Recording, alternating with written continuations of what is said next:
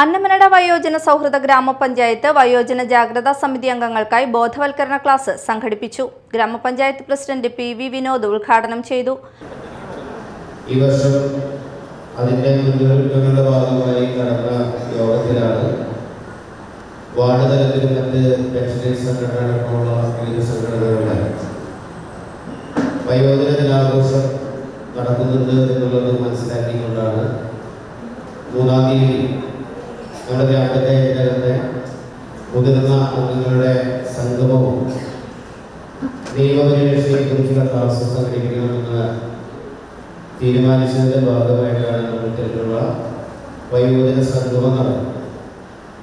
കഴിഞ്ഞ വർഷം വയോജന സംഗമത്തിലാണ് കേരളത്തിനകത്ത് മുതിർന്ന പൗരന്മാർക്ക് വേണ്ടി മാതാപിതാക്കളുടെയും മുതിർന്ന പൗരന്മാരുടെയും സംരക്ഷണവും ക്ഷേമവും എന്ന വിഷയത്തിൽ Mukundapuram TLSC panel advocate Sreerekha class നയിച്ചു. വൈസ് പ്രസിഡന്റ് സിന്ധു ജയൻ അധ്യക്ഷത വഹിച്ചു.